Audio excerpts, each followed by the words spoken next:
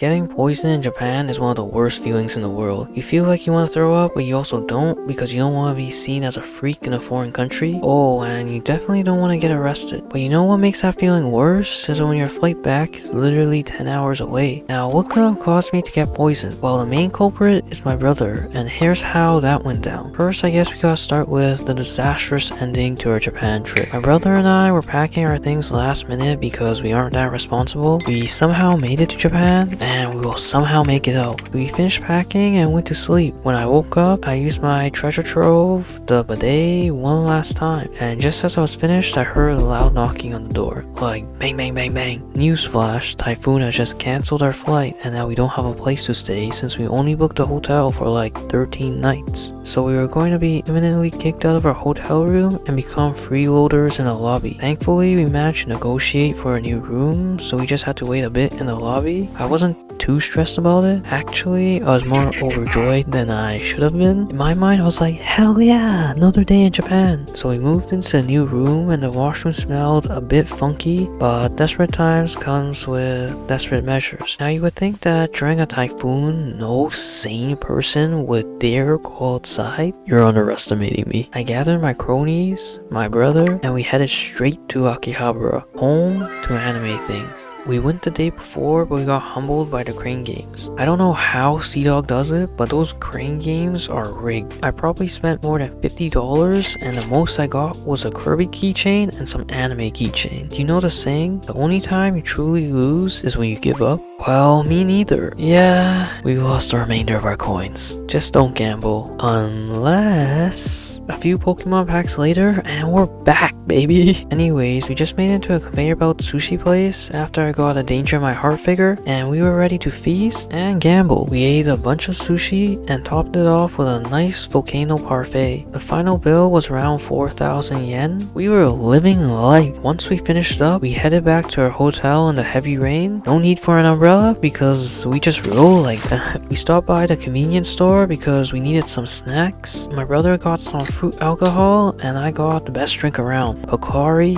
Sweat. I tried the Otani green tea before and never again will I get it. I thought if Otani was on it, it had to be good, right? It was bitter tea. So we went up to the hotel, watched a bit of My Hero Academia, where my brother peer pressured me into drinking his fruity alcohol. Now I hate alcohol. I just don't get the hype behind it. But my friend gave me 46% alcohol one time and I drank 2 shots. I could safely ride my bike around. I probably inherited high tolerance from my dad. So a few hours go by and it's time for dinner. It was probably around 6 p.m. at this time and it was raining hard. This time we did get an umbrella from the hotel. We walked around Ginza at night and the atmosphere is just very soothing. We went to a Uniqlo, a Daiso, and a grocery store, which surprisingly was the first one I've seen the whole trip. But enough of that, because we finally found a good restaurant at the top of the Ginza 6. It was a nice romantic restaurant suitable for couples, and as I was overlooking Ginza with a great view, I was just imagining how cool it would be if I could come back to this restaurant with a girlfriend, because going with your brother is just not it. We even got the seats closest to the windows while there was a bunch of people definitely on dates around us. It actually made me tear up a bit, like,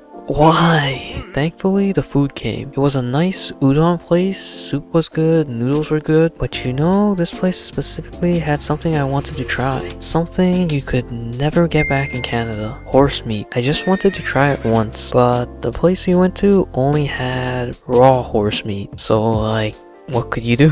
I don't know when I was going to go back. FOMO gets the best of everyone. Just as I was thinking the horse meat was pretty good, I got some nasty acid reflux that literally crippled me. At first, it was just a little burn, and then it started tickling my throat like the diddler. I tried to get rid of the burn with water. I used my emergency Pocari Sweat. Nothing seemed to work. I felt like throwing up in the washroom. But I had my pride, and I was not going to give in. So as a compromise, we had to take breaks every so often when we were walking back to the hotel. Every single step, I could feel it coming. I had to stop to catch myself. When we made it back, I popped the pills that our dad gave us in case this sort of thing happens. But now you're wondering, Hey Renku, didn't you just poison yourself when you ate the raw horse meat? Now that's a reasonable assumption, but that's just recency bias. You see, after a bit of thorough research, we found the cause. And what do you think it turned out to be? Well, it was actually the fruity alcohol. You see, alcohol, it relaxes the lower esophageal sphincter,